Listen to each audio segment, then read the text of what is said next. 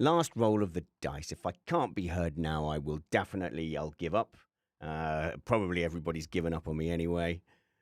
Have you all given up on me? If no one's given up on me, then I will attempt to do my little qually reaction. It's all written down.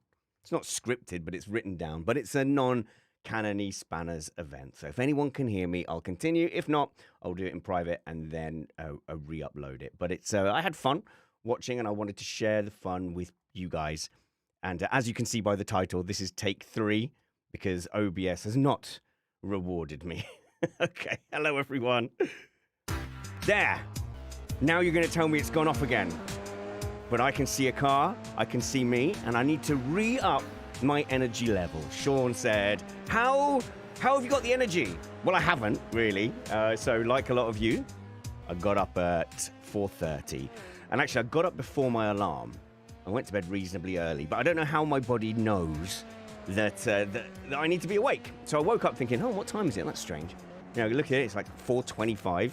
That means I don't get in trouble. So my wife nearly didn't let me sleep in the bed because I was still working. I said, yeah, my wife nearly didn't let me sleep in the bed because she was like, what time are you setting your alarm for? And I said, 4. She was like, pfft. I went, oh. She goes, is there any way, we had to compromise. She said, is there any way that, you know, you can have a silent alarm? So no, my watch wasn't charged. No, can't find the charger at the moment. I said, what if I promise that I'll wake up to the second alarm at most? And she was like, no, first alarm. I was like, I can't promise that. I definitely am a snoozer on the alarm. So I was like, okay, 2 alarms.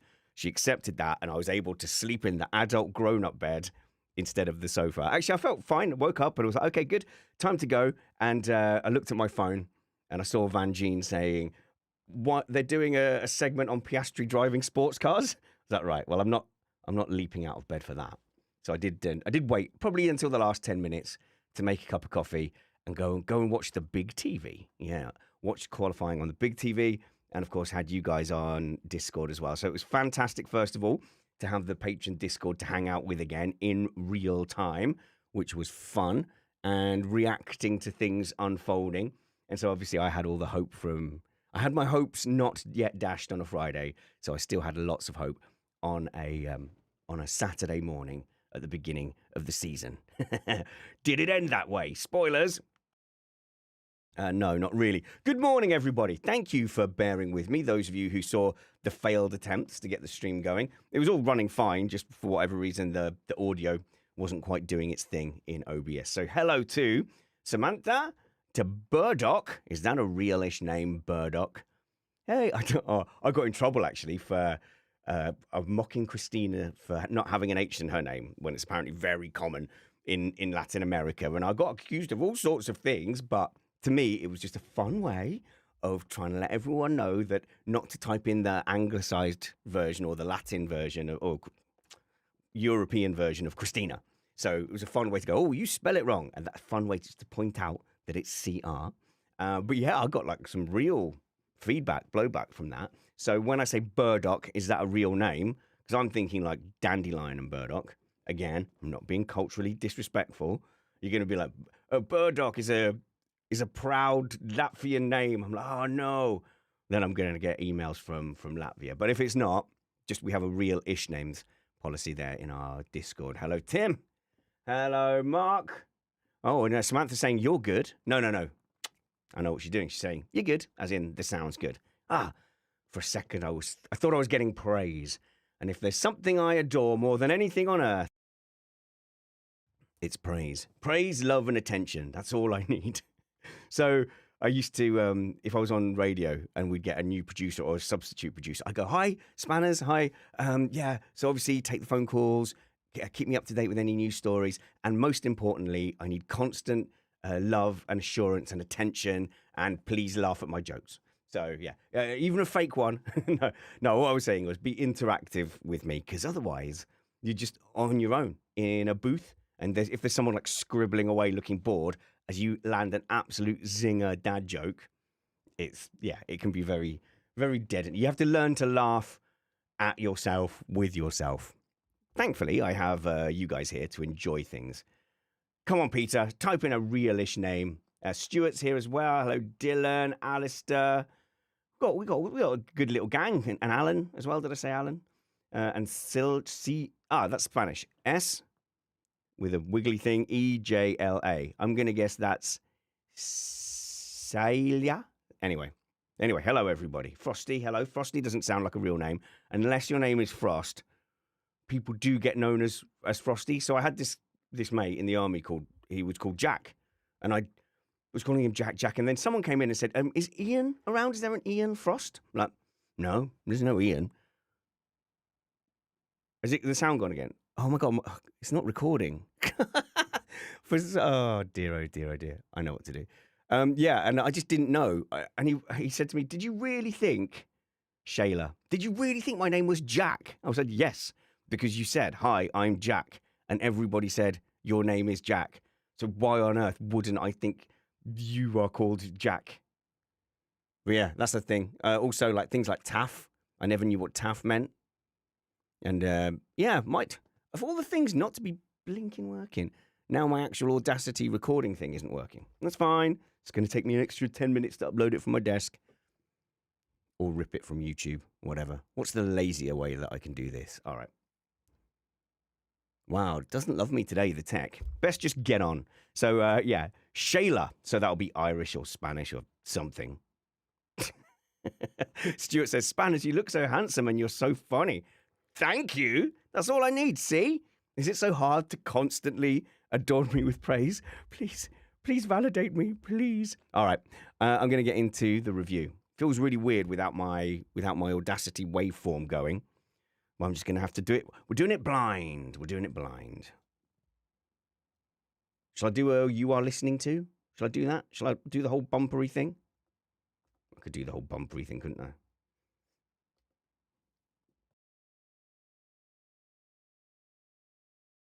No one knows if it's Australian. No one knows. Dylan, I'm not having an Aston Martin. Yes, I am. Yeah, because it's not my fault. It's someone else's fault.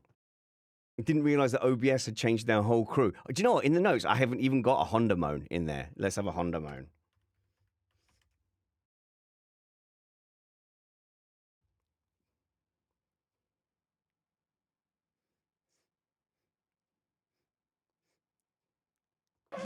You are listening to Missed Apex Podcast. Don't worry, it's barely a real one. It's just the Spanners qualifying reaction. I still live F1 though.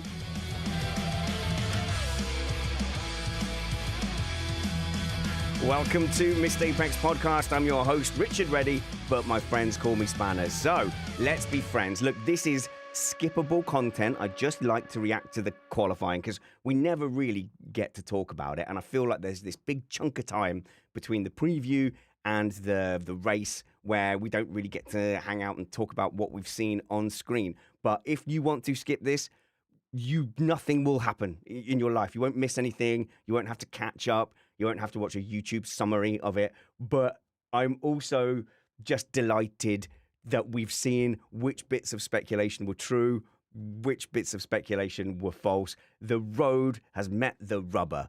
And I'm not going to do this game of saying, let's just wait and see. If you want to do the wait and see F1 podcast, you're absolutely welcome. But I think it is fair to look at what we've seen from these regulations and from the teams and talk about what we've seen. So, first of all, George Russell poll. So, who are the George Russell fans in the chat who are finally getting their moment? And no, I'm not going to be one of these. I've already seen the Woody meme where it says Russell does nothing, wins world championship. So when you look at a level of domination, really, and comfort and just happiness and joy from a team, you think, this is very ominous. Is it giving shades of 2014 and that kind of inevitable? Well, it's going to be a two-horse race here. We've got George Russell versus Antonelli, and nobody else gets a look in. I don't know, because I would say that from that period, it's not just a one-engine race. I think there's going to be things that are happening throughout the season. The size of turbos is actually critical. So Ferrari looked better in Bahrain, specifically in the slow-speed corners. So in the sweeping corners, we weren't seeing that same advantage. And obviously, they've got that advantage off the start, which has been nerfed a little bit with the new 10-second build-up time instead of 5-second. So I don't think that looking at Australia here is doom and gloom for the rest of the grid, especially given that there's going to be a change in the way it's tested coming up relatively soon, especially given that it looks like 2 races are going to be cancelled and there's not going to be any replacement for those races. The championship is still wide open, but boy, there was a big old grin on Russell's face. And to be honest, I think we all called it correctly during practice because they looked really happy during testing, is what I meant. And they kept going, no, look at Red Bull. Look at Red Bull. Red Bull, they're the ones setting the pace. Ugh, not us. If anything, the higher compression seems to be a disadvantage. So, yeah, no, they didn't do a very good job hiding how happy they were. And now, if you look at all the other Mercedes manufacturers, they're not all, flying up the table. Certainly, Williams are having their own gremlins and struggles. But when you were able to see Albon's raw pace, it wasn't like they were leapfrogging the field. Alpine looked comfortably behind Audi. But again, very turbo specific. So if you had to guess what track was going to be perfect for the Audi power unit with their massive turbo, they're like the Donkey Kong of the grid, right? They're like the Donkey Kong. It's going to take them a while to get going, but then they're like a rocket ship. So here, where, there's not a lot of slow speed stability, it's not like rear limited, I don't think here. There's only one kind of big braking zone, isn't there, down in Sector 1. The braking in turn 9 I'll get to. I don't want to be negative about too negative too soon about what was going on in turn 9 on the onboard. But yeah, Toto Wolff said, well, we weren't sandbagging. All we could do was carry an extra 10 kilograms because we were not confident enough. Well, that is sandbagging then. You were showing a non-representative time by adding a bunch of weight. And I'm sure as well they weren't out there setting glory laps either. So they knew they had an advantage. They were kind of doing a brawn. And it's not a massive surprise. Look, take away ground effect and suddenly Mercedes are at the top. They ended 2021 with the fastest car, struggled all through ground effect, and then the ground effect is gone, and now they're back on top of it. So, yeah, that's not a major surprise. But between the two of them, you have to say that it was a better qualifying, a better Friday and Saturday for Russell than it was for Antonelli. So Antonelli, putting it in the wall in P3 on the season opener is a big deal. Now, I did see somebody criticizing David Croft for creating a narrative, saying, oh, he's ruined this season already. And obviously, that might be dramatic if that's what he said. I didn't hear it, but it's definitely far from ideal. So when you get to FP3, you're now saying, right, we need to lock in. This is basically part of qualifying. This is the dress rehearsal. You don't want to set fire to your costume on dress rehearsal, and then it comes to showtime and you don't have your back end of the horse costume. So no, absolutely don't want to crash in FP3. And it did look like driver error, unlike the big crash we saw earlier with Max in Q1. So yeah, so he does that, and the poor mechanics are absolutely up against it. So not ideal preparation for Antonelli. He's sitting there wondering if he's even going to get a lap in, needs a red flag, and they get it. And this is where the two sides of the Mercedes mechanic hero to zero, I don't mean it as zero, but, they really had a 50-50 day. So getting that car ready, you could see they were tinkering away. They were trying to do stuff. As soon as the red flag came out, they were re-energized. So it almost, not that they'd given up, but, there's only so much you can do and you want to get everything right. Then when that red flag came out, you saw them enter like a different mode. They got adrenaline. People were spannering harder. They were getting frantic. And I think that frantic energy must have lasted into, I think, was it Q3? Because in Q3, they left the covers on the side pod. And things like that are so easily done. Especially, you're under pressure. The first thing to go are those kind of check sheets. When everything's calm, you go, right, spanners down, tools away, tools clear, dust caps on, dust covers, fire her up, let's go. And you have these set procedures. But when you're as under pressure as they have been, when you are having to do all those last minute repairs, the equipment will be in different places. They'll have had way more tools out than they would normally have. So someone's physically trying to put things away, and the guy whose job it is to do that gets called away because Toto smashed another pair of headphones. They've got to go and get the spare headphones. And then before you know it, the covers are still on and out goes the car. And it is not without precedent. No, honestly, it's so easily done. So easily done. It looks like, oh, you should have a procedure. These are the basics. And they are, but under pressure, those things can go astray. Like, you would definitely have a word with the guys about it, and you'd say, let's establish how that happened. Okay, next time, Derek's not the one that goes and gets the headphones for Toto. Peter, you're now on headphone smashing duty. Derek, Andrea, you make sure you concentrate on that. That's now your most important thing. And they'll wake up in cold sweats in the night and be, what's wrong, honey? Oh, engine covers. Are the engine covers off? Yes, they are. Don't worry. Go back to bed. Go back to bed. That'll haunt them. That will definitely haunt them, and they won't do it again. It's definitely the kind of mistake you don't make twice.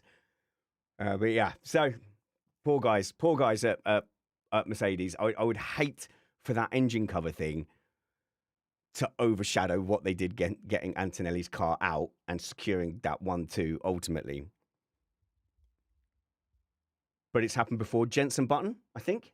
Jenson Button in Monaco was mentioned on the TV. I don't actually remember that one. The one I remember recently was Albon, where he had the whole, the cooling inlet at the top.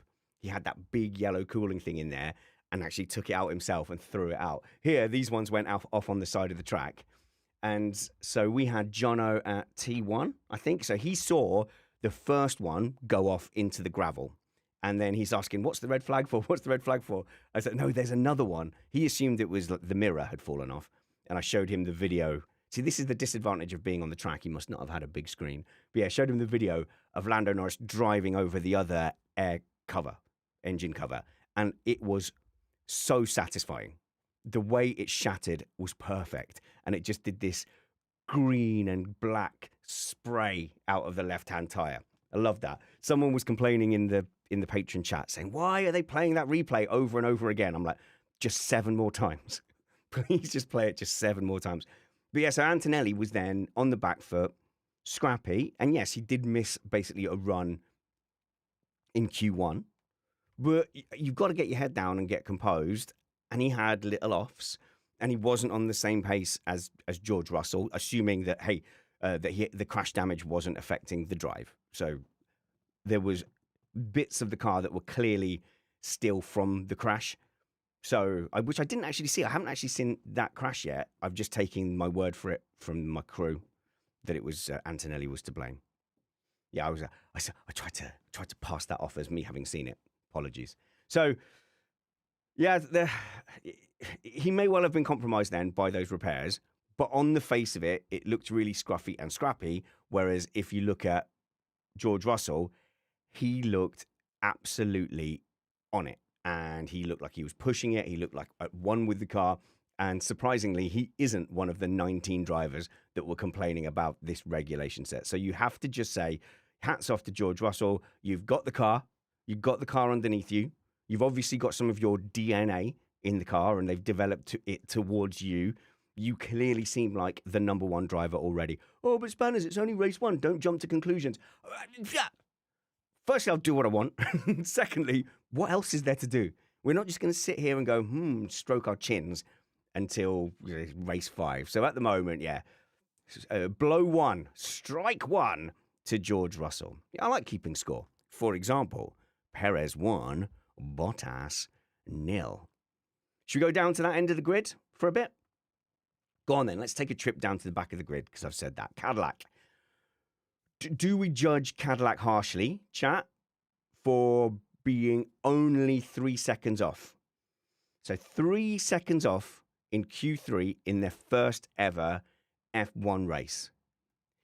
Now, it's very tempting to go both ways and go, hey, that's way off the pace. And job done. They got around the track. They completed their first qualifying session. Now, I'm only going to go on vibes here. The radio messages were, what do you call it? Subdued radio messages. Well done. We did the session. Good. And the driver's like, yep, good.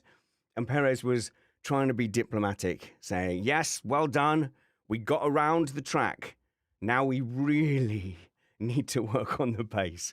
And I think that is fair. So look, no one was expecting miracles. That's just not how modern F1 works. I don't think you can come in and do a brawn. I was sitting there going, why is no one just doing a brawn? Just turn up with a double diffuser and go and dominate. Just do a brawn, guys. It's not that hard. Cadillac are not doing a brawn. What I would say this must have seemed like to them is a reality check. I wonder if they thought, well, we can get to within a second and a half of these guys. Let's look at testing. They didn't look so far ahead of us, and we know we've got things coming before Australia. So yeah, who knows? You know, we could be 2 seconds behind. It could be maybe less than 2 seconds. And then the reality comes in that is actually you spent until that final run from Perez, they were about 4 seconds off. Now let's not use Aston Martin as a benchmark at the moment for them. You know, you're looking up to the midfield. You're looking up to Williams. You're looking up to actually Sauber, who looked to have taken a little bit of a jump, brackets, track specific. But yeah, I think that is a massive reality check for them. They're all professionals in that team. They've all got a lot of experience. So they won't be kidding themselves that they've got anything else but an absolutely mammoth challenge ahead of them. And their Super Bowl advert, we're going to go to the moon. We're going to the moon. I wonder if it's as hard as they thought or harder. I wonder what their expectations are. Did they just tell the drivers, look, it's not about pace at all. We have to be an operational team, therefore. And I was the biggest one saying, don't even look at their times. Don't look at their positions. I will say that when they were sitting there 4 seconds off the base, I did think, well, that's not quite the same formula, is it, at that kind of distance. Then they finish up 3 seconds at the end. So maybe we go to China and if it's less than that, you know, okay, let's creep up. As long as we see progress, I think. Yeah. I think as long as they see progress, they had gremlins to sort out this time. Maybe next time they don't have those gremlins. So I'm not trying to be harsh at all. My expectations are for them to catch up to the pack. I think you can be last as long as you look like you belong. Yeah. I think that would be a good aim. They've got to get to the point quickly where they definitely look like they're part of the same grid. So yeah, it could get worse during the race. So qualifying pace is one thing. We actually don't know the offset or the trade-offs that the teams are having to do between qualifying and race pace. So we saw in the past, you know, you go, right, we can do the balance by adjusting the cooling, how much we open the car. You know, we had that great young Ferrari engineer on the show last year, didn't he? And he was confirming, yeah, you can open up the car, you can close the car, and that will give you a big difference between qualifying performance if you close the car up, but you might struggle with overheating. You might have to lift and coast in the race, or you can open the car up for a little bit more comfortable race pace and maybe sacrifice the qualifying pace. So we don't know if that is still the same in this regulation set. You would imagine that to some extent it's the same. It's got to be the same to some extent, but it could be that we get to the race tomorrow and Cadillac are much better because they're not having to compromise. They can run their engine as hard as they want. Or it could be that actually it's, you know, the 3 seconds flattered them and they're going to get lapped a couple of times. I think they'll want to finish the race. You don't want to be getting lapped 3 or 4 times for sure. And so, yeah, let's see. Like I said, I'm not trying to be negative about them. It's just from listening to their radio. They didn't go like, yeah, all targets hit. Nice one, guys. You know the plan. Keep faith in the program. Yeah, let's go. It was like, whew, blimey. All right. That was tough. Let's go again. That's what it seemed like. Okay, so obviously the Aston Martin dramas as well. So they got a car out. They didn't get Stroll's car out. He, as far as I know, as far as it's been reported, they are allowed to race because Alonso was in 107%. Oh, no, that was a big talking point. Alonso ended up 2.5 seconds off out in Q1. And it is a measure of just how badly it's been going that I've seen people go, that actually shows that once they sort these engine issues out, that car's got a lot of potential. Really? Really? Are you sure you just haven't been played like a negotiating position? If a car salesman says, oh, this is 20,000, oh, fine, I'll give it to you for 18, and you're happy even though it's only worth 16, that's how badly the preseason has gone, that there is genuinely pundits and fan accounts on there going, no, 2.5, 2.5 seconds off. 2.5 seconds off. And you got all that Stroll money. And, obviously they've got the engine problems. The engine problems will be a massive, massive chunk of that. But you cannot say that being 2.5 seconds off is somehow some positive thing. There's nothing positive. When they sort the engine issues out, if they sort the engine issues out, then we'll see if there's any potential in the chassis. Right now, you can't tell anything. What is telling is now that the finger pointing has started.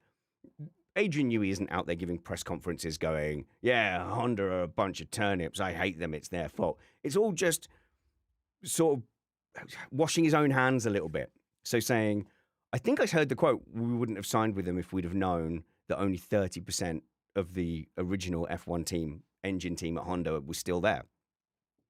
Now, from what I understand it, a lot of those original Honda people stayed with Red Bull. So Ford Red Bull powertrains has that essence and ongoing legacy from what was the Honda that was winning the championships. Plus, F1 isn't the main focus of Honda. They haven't got a team in there. So going and putting someone on the F1 project, I would imagine for them isn't necessarily, oh, you've been promoted to the highest levels of Honda, therefore your reward is you're going to the Formula One team. I imagine it might be something more to like almost like a rotation, rite of passage before you then work in other areas. So, I don't think that Aston Martin would be blameless in that. Surely you do your due diligence and you go down there and you're speaking to the guys. You tell me about your team, tell me about your flow. And then they've asked for late changes to the architecture and shape. And so I still wonder if there's a thermal issue there, but they've put the blame on vibrations. And you go, okay, so the engine is somehow rattling the chassis to death, and it's nothing to do with the chassis configuration. Okay. But yeah, it smacks to me of like fairly poor like corporate relationships between the teams. If they went there in November, as reported, we went there in November and realized, oh, there's none of the people here we were expecting. That is very much a management issue. I find that hard to be like, wow, Honda said they were on it. They said they were building us an engine.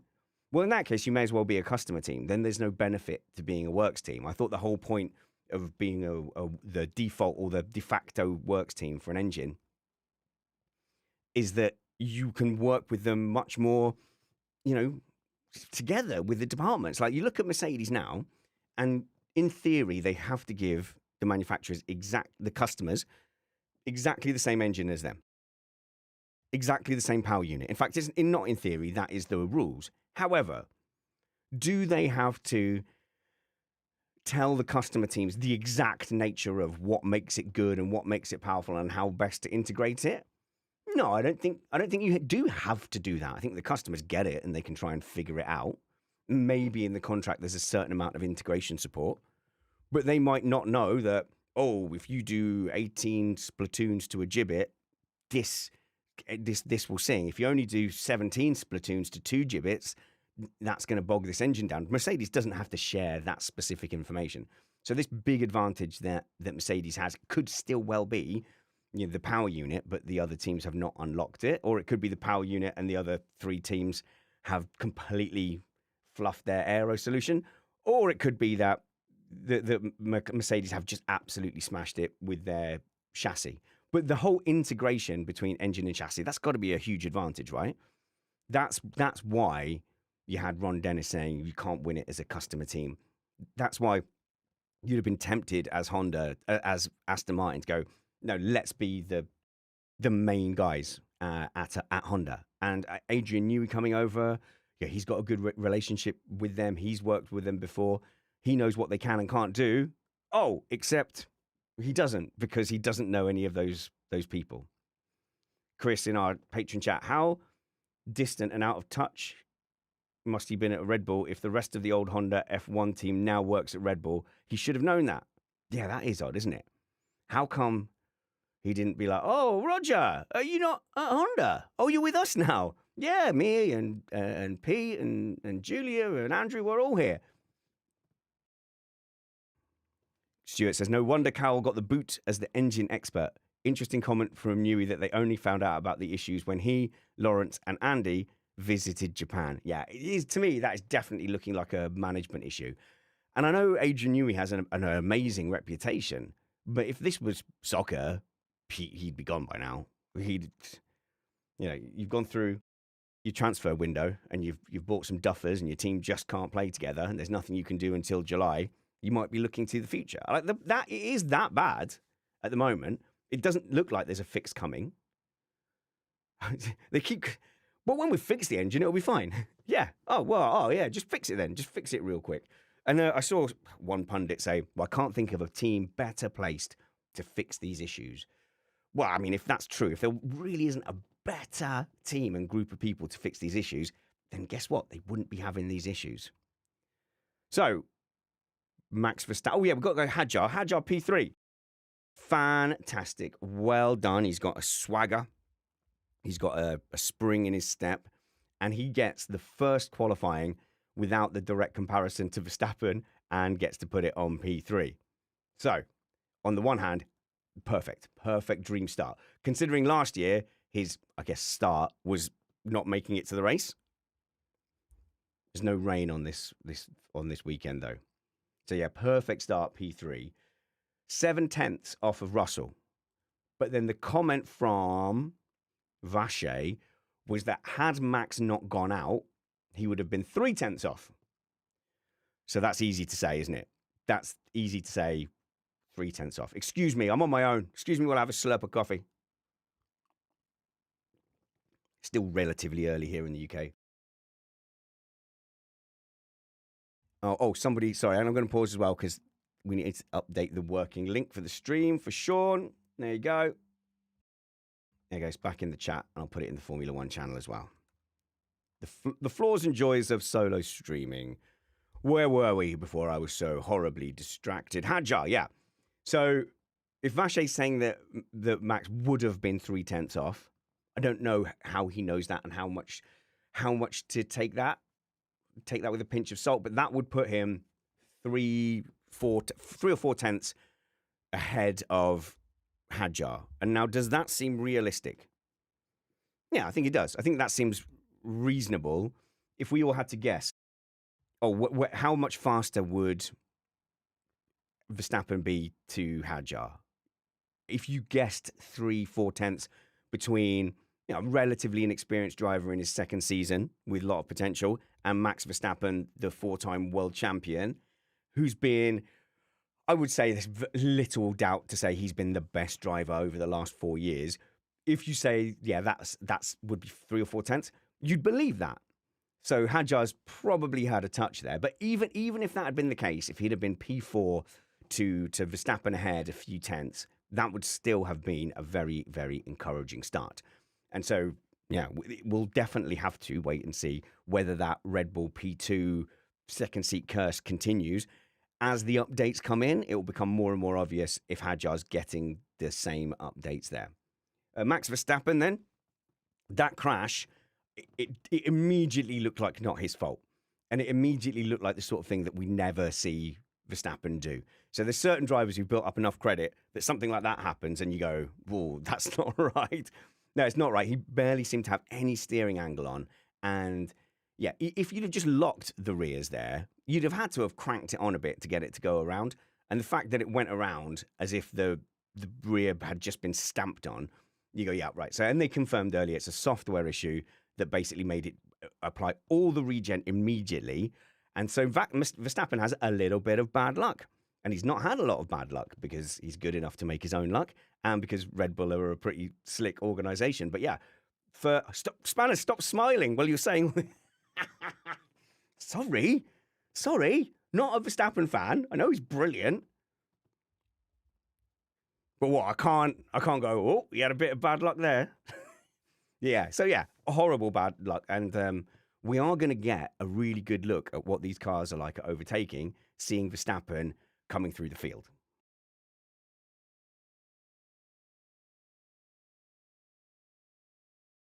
My prediction with all the recharging and stuff and the lack of regen at this track is that they're going to struggle.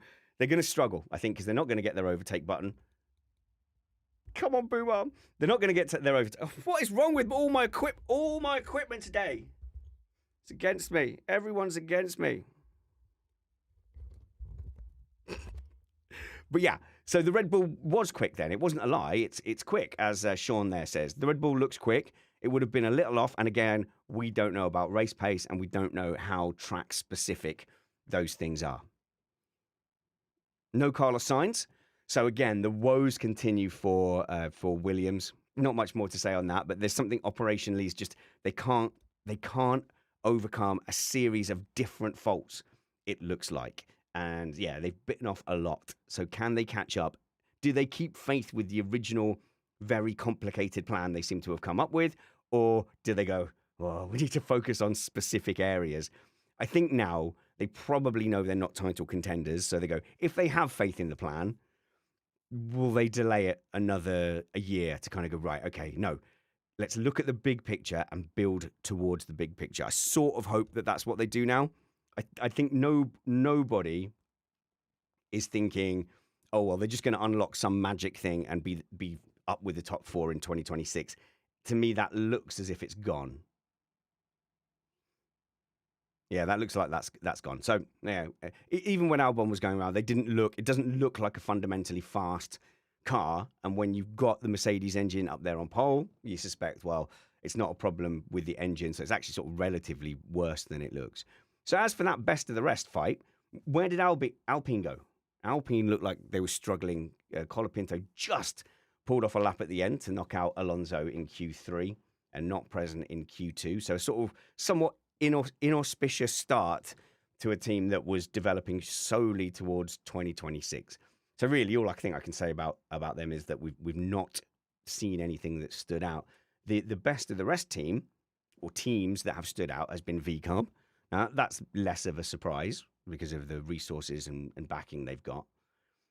What's more of not a surprise, because a lot of people will have been excited about Audi, is that Audi looked pretty decent, pretty solid. And that's straight out of the box. And now if you compare that to the struggles that Honda are having, and I'm treating Honda as a new engine supplier now. I know everyone wanted to treat Ford Red Bull powertrains as the new engine out of that bunch. But no, it's the Honda. So the comparison is the Honda versus the Audi. And Audi looked to have come at it with a perfectly working, competent engine in a good unit, in an established race team with an experienced team principal. Well, his first team principal, but you know what I mean. Experienced in motorsport in general, with Binotto in there, who's been at the sharp end. And they've come out and it looks all right. It looks all right.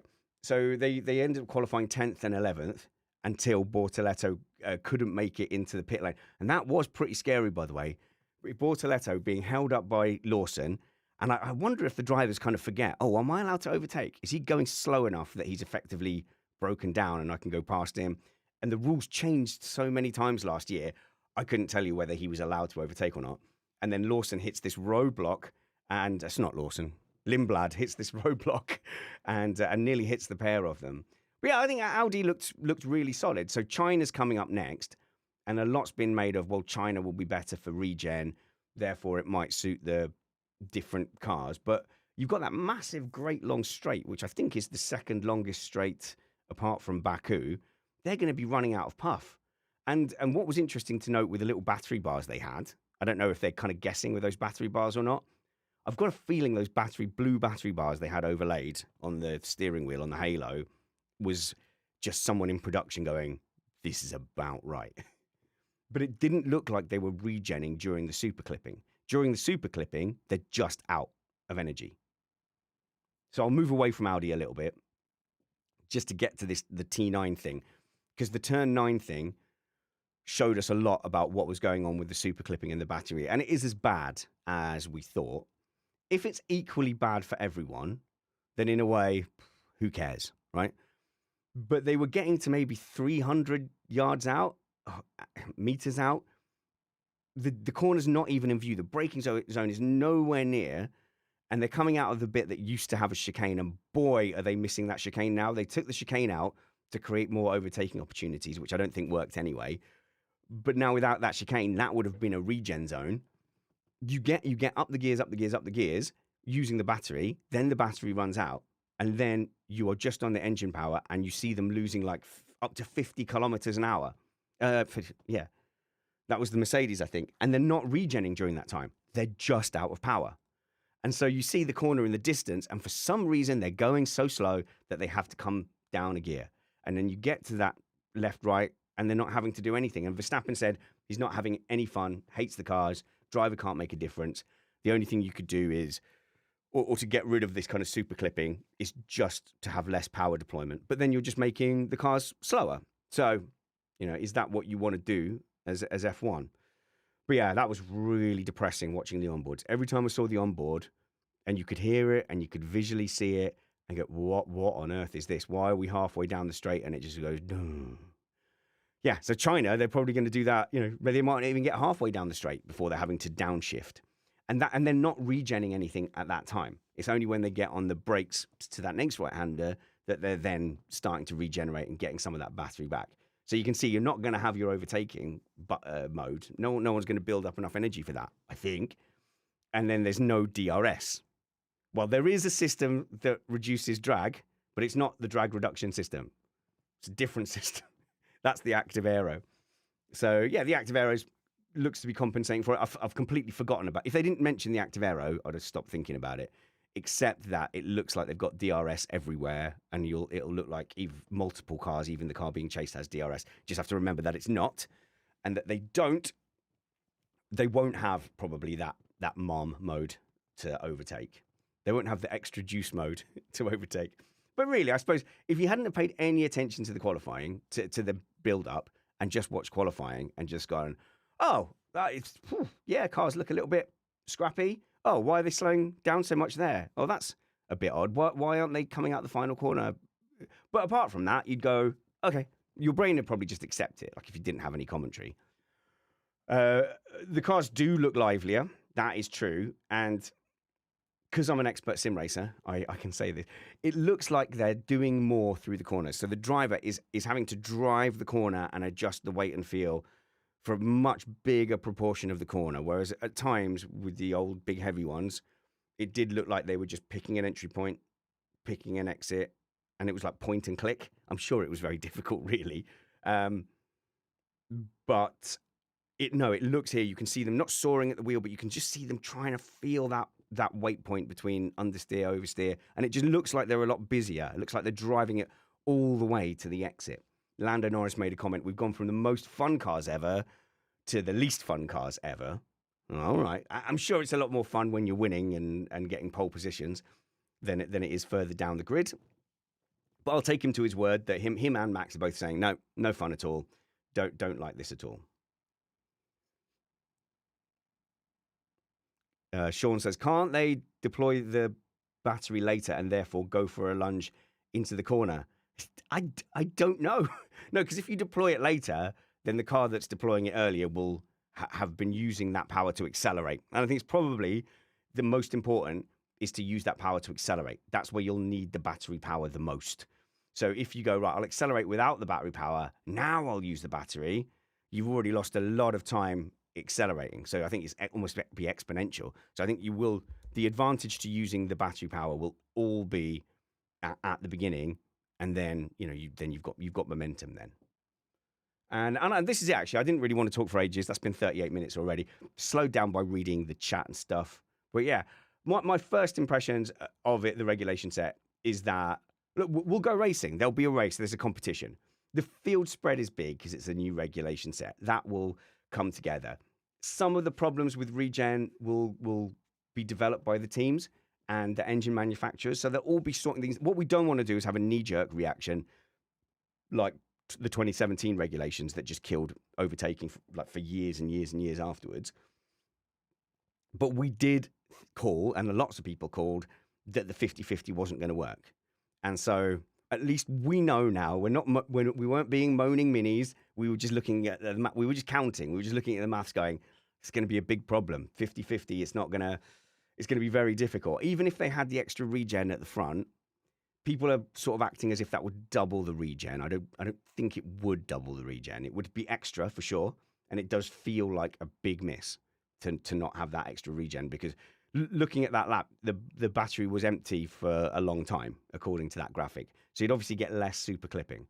The short-term solution is probably the best one, where they say, right, you can't use as much power as at once. So they're going to be slower on the straight, but they'll be slower kind of all the way to the corner. So at least it looks like race cars. It will just be a slower version of those race cars. If you want to get any comments in or ask me what I reckon about anything in the chat, the time is now. Oh, Ferrari. Yeah, Ferrari. Well, it was a fun delusion while it lasted. I allowed myself the delusion. And it may not be over yet. There are tracks that are going to suit Ferrari better than this. And we didn't predict that this would suit their specific engine. But Hamilton was quite vocal, saying, well, where's the power? He's basically said, or he's heavily implied, Mercedes have a massive advantage because of the compression ratio, and we don't know why nothing has been done about it. And that's quite outspoken for Lewis Hamilton. He's not normally one for that kind of thing, but he is just pointing and go, hey, that's not fair. That said, it's not like you were P3 either, P7. But the gap from P3 to P7 was like a tenth or something. There was nothing in it. And why were Ferrari faster on the mediums, 8-lap-old mediums? They were relatively faster than when they went out on the softs.